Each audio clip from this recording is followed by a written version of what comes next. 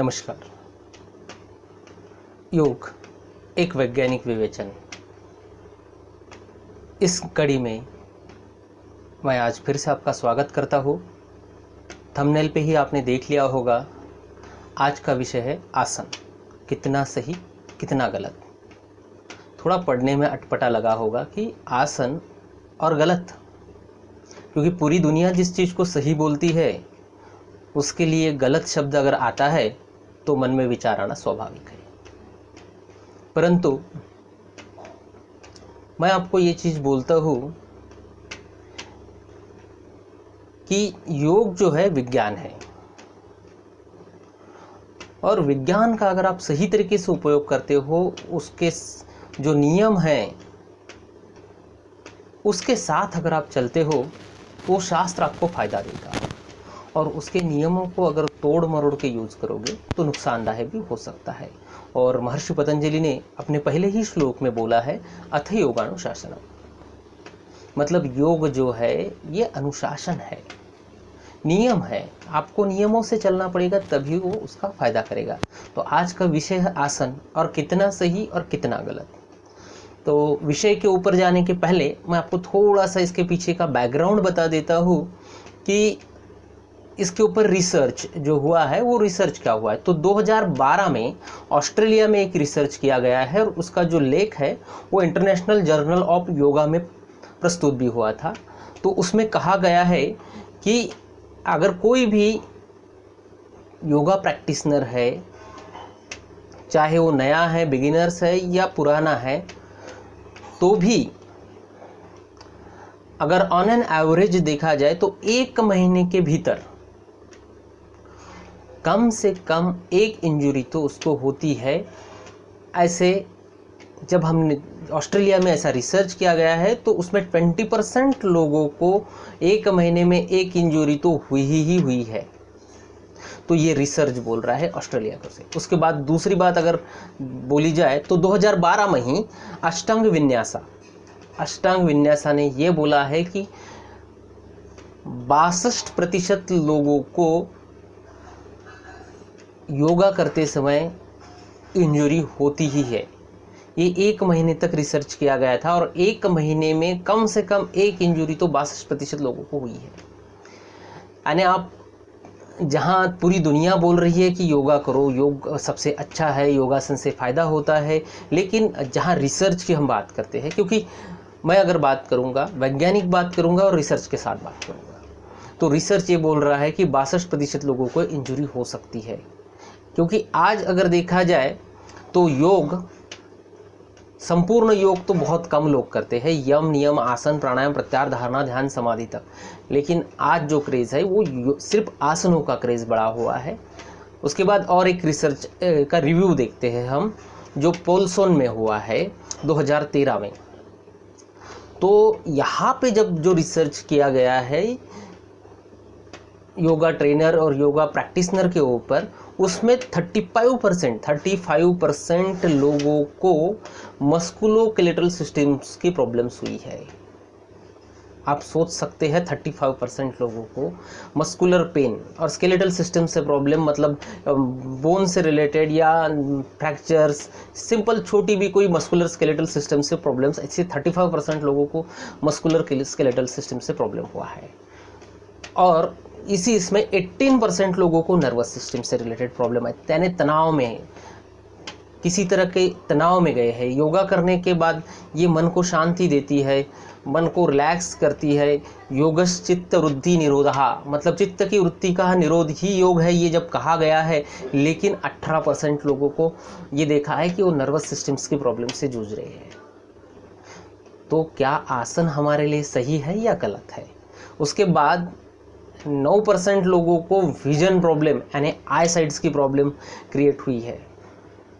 मतलब योगा की शुरुआत उन लोगों ने की और उनको आँखों के से संबंधित दिक्कत हुई। और इससे भी ज़्यादा मैं आपको एक चीज़ बता देता हूँ कि इसी जो ये रिव्यू जो पोल्सन में हुआ है 2013 में, इसमें 1% की डेथ भी हुई है। तो इतनी सारी जब चीज़ें हैं, तो क्या हमें योगा करते समय ख्याल देना बहुत ज़रूरी नहीं है? इसीलिए मैंने आपको टाइटल में ही बोला है, आसन कितना सही कितना गलत। अभी हम 21 जून 2020 को अंतर्राष्ट्रीय योग दिन मनाने जा रहे हैं। पूरी दुनिया में एक योगा मनाने का सैलाब आ जाता है, बुखार आ जाता है योगा का। भले ही साल भर करेंगे या नहीं करेंगे पता नहीं, लेकिन ये महीने में 21 जून को हमें योगा करना है। और अभी जैसे आज की जो है 8 जून, अब लोग तैयारी करने के लिए पीछे लगे हुए हैं कि हमें योगा के लिए क्या करना है, कैसे करना है। अभी तो फिलहाल कोरोना का समय है, इसलिए ऑनलाइन योगा की चीज़ें आ रही है। तो इसमें हमने ज़्यादातर जो देखा है, खास करके मैं युवाओं के लिए बोलूँगा यहाँ पे, आज स्पेशली मैं फोकस कर रहा हूँ युवाओं के ऊपर। जो युवा है और अपने आप को बहुत खींचतान के योगा में ढालने का प्रयास कर रहे हैं, उनके लिए ही मैंने आज का स्पेशल वीडियो बनाया है। क्योंकि एक भ्रम है कि योगा स्वास्थ्य के लिए बेनिफिशियल है, लेकिन इसमें कोई साइड इफ़ेक्ट नहीं है। तो मैंने आपको रिसर्च बता दिए हैं। 35% मस्कुलोस्केलेटल सिस्टम से प्रॉब्लम हुई है, 18% नर्वस सिस्टम से रिलेटेड प्रॉब्लम हुई, 9% विजन से रिलेटेड प्रॉब्लम हुई और 1 डेथ भी हुई है। और अलग अलग जगह अलग अलग ओपिनियन आए हैं, लेकिन इंजुरी का उल्लेख हर जगह मिलता है। जहाँ रिसर्च किया गया है, जहाँ इसके ऊपर अभ्यास किया गया है, वहाँ बोलते हैं कि इंजुरी होती है। तो मोस्ट कॉमन इंजुरी कहाँ कहाँ होती है ये भी हम देख लेते हैं। तो योगा का अभ्यास करते समय हम ये देखते हैं कि मोस्ट कॉमन इंजुरी होती है रिब्स में।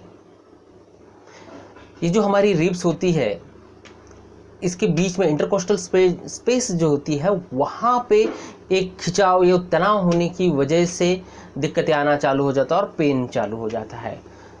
दूसरा है हमारा एल्बो जॉइंट। क्योंकि योगा में जब आसन किए जाते हैं तो बहुत से आसन जो है वो हाथ पर पूरी बॉडी का वेट लेने के लिए किए जाते हैं। तो उसमें एल्बो जॉइंट, साथ में रिस्ट, ये भी फ्रैक्चर हो सकता है या यहाँ पे इंजरी हो सकती है।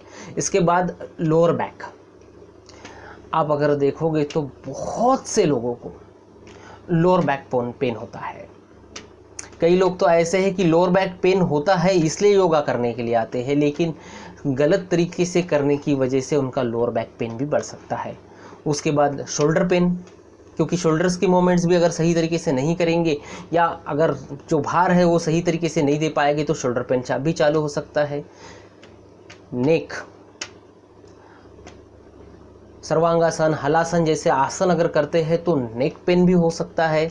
और साथ में हिप जॉइंट पेन और नी जॉइंट पेन में भी हो सकता है। यानी आप देख सकते हैं कि हमारे शरीर के ज़्यादातर बड़ी जॉइंट्स जो है ये योगा करते समय इंजर्ड हो सकते हैं और इसके बारे में रिसर्च हो चुका है। बहुत सारे रिसर्च पेपर है। मैं कई सारे रिसर्च पेपर देखने के बाद ही आपसे बात कर रहा हूँ कि आसनों का अभ्यास करते समय आपको इंजरी हो सकती है और इन इंजरियों के ऊपर आपको ख्याल देना बहुत ज़रूरी है।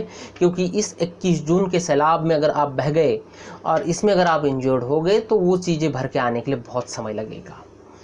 और सबसे इम्पोर्टेंट जो प्रॉब्लम होता है वो हैमस्ट्रिंग्स मसल्स में भी प्रॉब्लम होता है। तो ये इंजरी कॉमन है और इन इंजरी से बचने के लिए हमें योगासन सही तरीके से करने चाहिए। और थोड़ा सा मैं और डिटेल में जाना चाहूँगा कि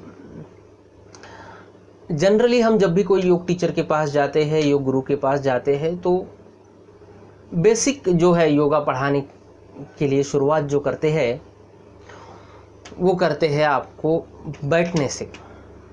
आपको बोला जाता है कि आप सिद्धासन में बैठो, अर्ध पद्मासन में बैठो, पद्मासन में बैठो, स्वास्तिकासन में बैठो। इन सारे आसनों में आपको बैठने के लिए बोला जाता है जो भी आपके लिए सुखकारक हो। लेकिन हमें इन आसनों में कितनी देर तक बैठना है? कई बार मैंने देखा है कि क्लास 2 घंटे का रहता है और ये तो ध्यानात्मक आसन है। ये हम सोचते हैं कि ये ध्यानात्मक आसन है, सभी के लिए लाभदायक है और सभी के लिए अच्छा है। तो जब ये सभी के लिए आसन अच्छा है तो हम इसका अभ्यास ज़्यादा से ज़्यादा देर तक कर सकते हैं, ये हम सोचते हैं और करते भी हैं। और कई योग गुरु जो है, कई योग टीचर जो है, इसका अभ्यास बहुत ज़्यादा देर तक करवा के लेते हैं। तो बहुत इस सिंपल चीज़ में आपको बताता हूँ, जिन लोगों ने शास्त्र पढ़ा है वो शास्त्र में उन्होंने सीधी सीधी बात पढ़ी होगी कि आपका सिद्धासन हो, स्वस्तिकासन हो, अर्धपद्मासन हो या पद्मासन हो, ये 30 मिनट से ज़्यादा नहीं करना है उन लोगों ने जो विवाहित हो या जो जल्दी ही विवाहित होना चाहते हो। जो ब्रह्मचारी है वो घंटों तक करे, कोई दिक्कत नहीं। लेकिन अगर आप विवाहित हो या जल्दी ही विवाह करना चाहते हो, विवाह इच्छुक हो, तो इस आसन का अगर आप अभ्यास आधे घंटे से ज़्यादा करते हो तो आपके शरीर में जो एक कामेच्छा होती है, काम की इच्छा होती है, वो काम की इच्छा जो है वो कम होती है। यहाँ मैं आपको उस काम के बारे में बात कर रहा हूँ जो वात्सायन ऋषि ने बताया हुआ है, नॉर्मल रूटीन वाला काम नहीं बता रहा हूँ। तो उस काम की इच्छा कम होती है, इसलिए विवाहित जो पुरुष है या जो विवाह इच्छुक पुरुष है, उन लोगों ने इस आसन का अभ्यास 30 मिनट से ज़्यादा नहीं करना चाहिए। देखिए, शास्त्र ने तो बता दिया, लेकिन आज के जो युवा है वो पोस्चर देखते हैं, वो इमेज देखते हैं, वो कई बार यूट्यूबर्स के वीडियो देखते हैं या जो भी है उनके कांटेक्ट में इससे संबंधित लोग आते हैं, उनसे बात करते हैं कि हमें ये चीज़ करनी है और उसको करने का प्रयास करते हैं। और आज एक देखा गया है कि भ्रम है कि हमने एक हाथ चीज़ बहुत ज़्यादा देर तक कर दी या उसमें बहुत एडवांस तरीके से हम आ गए तो हम परिपूर्ण हो गए। एक बात याद रखिए, योग ये परिपूर्णता तुरंत नहीं ला के देता है। महर्षि पतंजलि द्वारा भी अगर आप आसन की डेफिनेशन देखते हो तो स्थिर सुखम आसनम, मतलब आप कोई भी स्थिति में जहां स्थिर रह सकते हो वही आसन है, बिल्कुल स्थिर, और उसमें सुख होना चाहिए। मतलब आपको पीड़ा नहीं होना चाहिए, आपको कोई दर्द नहीं होना चाहिए और आपके बॉडी में वाइब्रेशन नहीं होने चाहिए। सबसे महत्वपूर्ण बात है कि आसन करते समय आपके बॉडी में वाइब्रेशन नहीं होनी चाहिए। दूसरी अगर डेफिनेशन देखते हैं तो महर्षि घेरण ने बताया है कि आसनेन भवेत दृढ़म, मतलब आसनों से शरीर में दृढ़ता आती है। लेकिन दृढ़ता तभी आएगी जब वो स्थिर और सुखपूर्वक होगा। अगर बॉडी में वाइब्रेशन होगी तो नहीं आएगी। अब चलिए एक और छोटे से आसन के बारे में हम चर्चा करते हैं कि उस आसन में कौन सी इंजरी हो सकती है। इस आसन के बारे में तो मेरे हिसाब से योग गुरु से ज़्यादा जनरल पब्लिक बोलती है। आसन है वज्रासन। खाना नहीं पच रहा, सही नहीं हो रहा, ये नहीं हो रहा, होना है, वज्रासन करो। अरे खाना खाने के बाद वज्रासन में बैठो, कितनी भी देर बैठो वज्रासन में बैठो, लेकिन वज्रासन में कौन बैठ सकता कौन नहीं बैठ सकता ये कोई नहीं बताता। अरे अगर आप उसके कॉन्ट्राइंडिकेशन नहीं जानोगे और वो वज्रासन किसी को भी करवाओगे तो दिक्कत नहीं देगा क्या? वज्रासन में अगर बहुत ज़्यादा देर तक बैठते हैं तो आपको घुटनों से संबंधित यानी नी जॉइंट का पेन और आपको नी जॉइंट का पेन तो बढ़ेगा ही बढ़ेगा और साथ में एंकल जॉइंट का पेन भी बढ़ेगा। नी जॉइंट और एंकल जॉइंट ये इसमें बहुत ज़्यादा इन्वॉल्व होते हैं और ये दोनों जॉइंट के ऊपर आप कंटिन्यूसली अगर आपके शरीर का वज़न ज़्यादा है और उसके बाद बैठ रहे हो तो ये पेन बढ़ेगा। आजकल मैं ये भी चीज़ देखता हूँ कि कई सारे लोग जो है जिनको वात की शिकायत है, जिनको पहले ही नी जॉइंट की प्रॉब्लम है, पहले ही एंकल जॉइंट की प्रॉब्लम है, लेग्स पे स्वेलिंग आ रही है और वो वज्रासन में घंटों तक बैठने का प्रयास करते हैं ताकि उनका खाना सही तरीके से डाइजेस्ट हो, लेकिन ये नहीं देखते कि उसकी वजह से उनकी दिक्कतें और बढ़ रही है। तो वज्रासन का उपयोग भी आपको कितना करना है कितना नहीं करना है इसके बारे में सोचना पड़ेगा, समझना पड़ेगा कि हम वज्रासन कितना कर सकते हैं। नहीं तो मुश्किल है कि आप सोचोगे कि हमें वज्रासन करके फ़ायदा होगा, लेकिन वज्रासन करके आप पेट की दिक्कत तो ठीक होगी, गैसेस कम होंगे, खाना सही तरीके से पचेगा, लेकिन नी जॉइंट और एंकल जॉइंट की प्रॉब्लम बढ़ जाएगी। तो ये आप सोचिए और इस पे मंथन कीजिए। कई बार मेरी शुरुआती वीडियो से भी योग एक वैज्ञानिक विवेचन में जब से मैं पहले से ही बोल रहा हूँ कि जब भी आप योगा की शुरुआत करते हो, अगर आप योगा के बिगिनर्स हो, आपको उसके advantage disadvantage indication Contra indication पता नहीं है, तो आप एक अच्छे योग गुरु के कॉन्टेक्ट्स में जाइए, एक अच्छे योग गुरु के माध्यम से पढ़िए, और वो भी योग गुरु भी जो शास्त्रोक्त तो योगा पढ़ा हुआ हो, जो शास्त्र के हिसाब से आपको योगा पढ़ाता हो। क्योंकि आज अगर देखोगे तो हर गली में एक योगा टीचर मिल जाता है, 4 दिन योगा क्लास में जाते हैं, हमें योगा आता है बोलते हैं और 4 लोगों को पढ़ाना चालू कर देते हैं। तो ये सही बात नहीं है। योगा ये शास्त्र है, साइंस है, और इस साइंस को आपको सही तरीके से समझना है, तभी आप दूसरों को भी योगा पढ़ा सकते हो। और अगर आप योगा पढ़ाने के लिए इच्छुक हो तो सबसे पहले आप शास्त्र को पढ़िए। गवर्नमेंट ऑफ इंडिया की ओर से YCB योगा सर्टिफिकेशन बोर्ड के थ्रू एग्ज़ाम्स होती है, उस एग्ज़ाम को दीजिए। इसके लेवल 1, लेवल 2, लेवल 3 आ चुकी है। इसमें आप योगा इंस्ट्रक्टर से लेके योगा टीचर एंड इवैल्यूएटर तक एग्ज़ाम देके आप पास होके प्रॉपर योगा का कार्य कर सकते हो। और इसके लिए आपको शास्त्र तो पढ़ना ही पड़ेगा। तो प्रयास ये कीजिए कि आप शास्त्रोक्त योगा पढ़ लीजिए, गवर्नमेंट ऑफ इंडिया का सर्टिफिकेट लीजिए और उसके बाद योगा पढ़िए, ताकि आपको दिक्कत नहीं होगी और योगा की जो छोटी छोटी चीज़ें हैं वो आपको समझ में आएगी। तो हम फिर से अपने विषय पे आते हैं, कितना सही और कितना गलत। तो इसमें भी योगा में इंजरी होती है, किस तरह की इंजरी होती है ये भी मैंने आपको बता दी है। कुछ युवा जो है वो सोचते हैं कि हमने जो आसन करना है वो एक्सट्रीम करना चाहिए, एडवांस करना चाहिए। हमारी बॉडी को जितना हम ज़्यादा खींच सकते हैं, जितना तनाव दे सकते हैं उतना देंगे, लेकिन हम एडवांस योगा करेंगे। तो एक बात हमेशा याद रखिए, आज आपकी उम्र ज़्यादा नहीं है, आप उस चीज़ को खींच सकते हो, लेकिन समय के हिसाब से जैसे जैसे उम्र बढ़ती जाएगी तो आपने जो आज जो खींची हुई चीज़ है वो आपको उम्र के 40 साल बाद 45 साल बाद दिक्कतें देगी। तो योगा में आपको खींच के एडवांस प्रैक्टिस नहीं करनी है। आपको शुरुआत में जो है वो बिल्कुल शुरुआती प्रैक्टिस करनी है, छोटे छोटे आसन करने हैं, बहुत कम समय तक उसको होल्ड करना है। फिर धीरे धीरे आपका समय बढ़ता जाएगा, और जैसे जैसे समय बढ़ता जाएगा तो आप एडवांस प्रैक्टिस भी कर सकते हो। लेकिन अगर पहले ही दिन से आप एडवांस प्रैक्टिस करने जाओगे तो किसी भी तरह की इंजरी हो सकती है, मस्कुलर स्पाज्म हो सकता है, लिगामेंट टियर हो सकते हैं, और उन चीज़ से आपको बचना बहुत जरूरी है। तो मेरी ओर से यही कहना है। मैं आज आपको कुछ आसन्स भी बताऊंगा जिसमें इंजरी होने के बहुत ज़्यादा चांसेस होते हैं। तो इन सब में सबसे पहला आसन आता है सर्वांगासन। सर्वांगासन में अगर हम देखें तो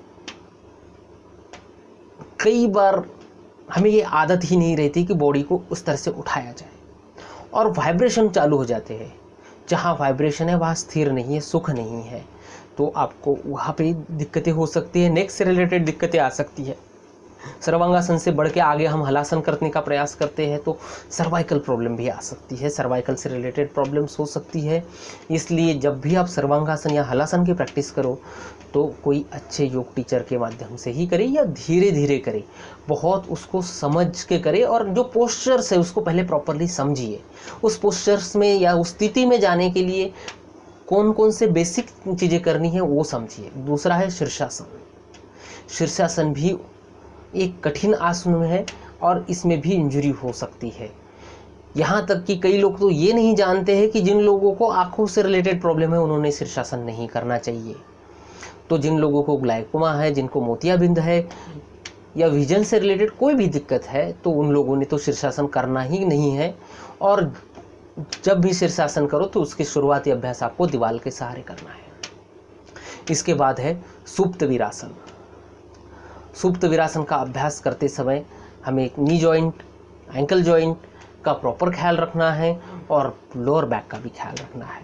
जैसे हम पीछे पीछे जाते हैं तो शुरुआत में आप तकिए लगा लीजिए, तकिए लगा लेंगे तो आपको धीरे धीरे वो चीज़ कीजिए, वो एक ही दिन में एडवांस चीज़ें नहीं होगी। अगर वो एडवांस करने जाओगे तो गलत हो जाओगे, और गलत हो जाओगे तो लोअर बैक पेन बढ़ जाएगा। उसके पश्चात अगर आप देखते हो तो चतुरंग दंडासन, चतुरंग दंडासन के बारे में अगर बोला जाए तो वेट लॉस के लिए बहुत अच्छा आसन है। वेट बहुत जल्दी कम हो जाता है। अगर इसका अभ्यास आप 15 से 20 दिन तक करोगे तो बेली फैट्स कम होना चालू होगा, लेकिन इसमें भी इंजरी हो सकती है। तो आपको बड़ी ही सावधानी से, बड़ी ही सतर्कता से ये आसन करना पड़ेगा। तो इस आसन को करते समय भी आपको काफ़ी ख्याल रखना है। उसके बाद है आसन उत्तानासन या हस्तपादासन भी बोलते हैं। इसमें बहुत ज़्यादा खिंचाव हम देते हैं। अगर हाथों को, हमारे जो पैर के अंगूठे को छूने का जब प्रयास करते हैं तो हैमस्ट्रिंग मसल्स जो होती है, यानी हमारे कमर से लेके घुटने तक पीछे के साइड से जो मसल्स आती है उस पर तनाव आ जाता है और वो टीयर भी हो सकती है। तो इसलिए इस आसन को करते समय भी हमें काफ़ी ख्याल रखना बहुत ज़रूरी है। उसके बाद अगर हम देखते हैं तो हैंड स्टैंड का अभ्यास आपको काफ़ी सावधानी से करनी पड़ेगी। इसमें शोल्डर जो है, शोल्डर रिस्ट में प्रॉब्लम आ सकती है, उसकी आपको प्रॉपरली केयर लेना बहुत ज़रूरी है। उसके बाद देखते हैं तो बद्ध त्रिकोणासन में भी आपके रिब्स को दिक्कत आ सकती है, आपके लोअर बैक में प्रॉब्लम आ सकती है। उष्ट्रासन बहुत छोटा सा आसन है, ऐसे सोचते हैं, लेकिन उष्ट्रासन की में भी आपको लोअर बैक में प्रॉब्लम आ सकता है। उसके बाद सर्वाइकल में भी प्रॉब्लम आ सकता है। तो उष्ट्रासन भी प्रॉपर गाइडेंस में ही हमें करना चाहिए। उसके बाद उत्तान पादासन में मैं थोड़ा सा डिटेल बताऊंगा। उत्तान पादासन भी हमारे बेली फैट्स को कम करने के लिए बहुत अच्छा आसन है, लेकिन हम देखते हैं कि उत्तान पादासन का अभ्यास करने के लिए हमारे जो कई माताएं, बहनें या भाई है जो यंग है वो करते हैं, लेकिन जब भी करते हैं तो उनके पैरों में वाइब्रेशंस रहते हैं। तो ये वाइब्रेशंस आपके लोअर एब्डोमेन जितने भी ऑर्गन्स है उसमें अगर वाइब्रेशंस कंटिन्यूली आएगी तो वो सुरक्षित नहीं रह पाते हैं। वो सुरक्षित नहीं होंगे तो इंजरी कर सकते हैं। इसमें आपको बेली फैट्स कम होने का फ़ायदा तो मिलेगा ही, लेकिन अंदर के ऑर्गन्स में क्या हो रहा कोई नहीं जानता। तो प्रयास यही कीजिए कि आप यहाँ पे अपने अंदर के ऑर्गन्स की ओर भी ख्याल दीजिए और अंदर के ऑर्गन्स के हिसाब से बॉडी को वाइब्रेट मत होने दीजिए। बॉडी अगर वाइब्रेट नहीं होगी ना तो आपको आसन का फ़ायदा मिलेगा। तो यही सबसे ज़रूरी चीज़ है। इसके पश्चात मैं आपको कुछ चीज़ें बताऊंगा जो आपको आसनों में ख्याल रखना है। उसमें है एक अच्छा योग टीचर आपके पास होना चाहिए। उसके बाद आपका डीप ऑब्जर्वेशन होना चाहिए, हर पोस्चर्स के लिए डीप ऑब्जर्वेशन होना चाहिए। उसके पश्चात सांसों को कैसे लेना और सांसों को कैसे छोड़ना ये आपको पता होना चाहिए। और इससे भी ज़्यादा महत्वपूर्ण बात है विपरीत आसन। हमने एक आसन करने के पश्चात तुरंत उसके विपरीत कौन सा आसन करना है ये हमें पता होना चाहिए, तभी आपकी बॉडी रिलैक्स हो सकती है। और सारे कठिन आसनों के अभ्यास के पश्चात आपको शवासन का अभ्यास 15 से 20 मिनट तक करना है, ताकि आपका जो शरीर है वो रिलैक्स हो जाए। चलिए आज के लिए मैं यहीं पे रुकता हूँ। आपको मेरे हिसाब से तो ख्याल में आ गया होगा कि रिसर्च के हिसाब से आसनों में इंजरी हो सकती है, आसन करते समय इंजरी हो सकती है। तो इसलिए हम जब भी करना है तो एक प्रॉपर गाइडेंस में और ख्याल रख के योगासन का अभ्यास करना है। अगले इस एपिसोड में एक मैं नया विषय लेकर आऊँगा, योग एक वैज्ञानिक विवेचन में। तब तक के लिए आप मेरा वीडियो देखते रहिए। यूट्यूब पे अगर देख रहे हैं तो आप आयुर्वेदाचार्य इंग्लिश करके चैनल है, और तथा अगर आप फेसबुक पे देख रहे हैं तो आयुर्सिद्ध आरोग्यम करके पेज है। आपके मन में कोई भी शंका होगी, आसनों से संबंधित आपको कोई और डिटेल जानकारी चाहिए होगी, या आसनों से संबंधित आपको कौन सा ख्याल रखना है, कौन सा नहीं रखना है, ये चाहिए होगा, तो आप मुझे कमेंट्स बॉक्स में लिख दिए। मैं उस विषय पे एक पर्टिकुलर वीडियो बना के पोस्ट कर दूंगा। साथ में व्याधियों के हिसाब से भी कौन से आसन करने हैं, कौन से नहीं करने हैं, ये मेरे अगले कुछ वीडियो में आ जाएगा। तो तब तक के लिए आप मेरा यूट्यूब चैनल देखते रहिए। तब तक के लिए धन्यवाद।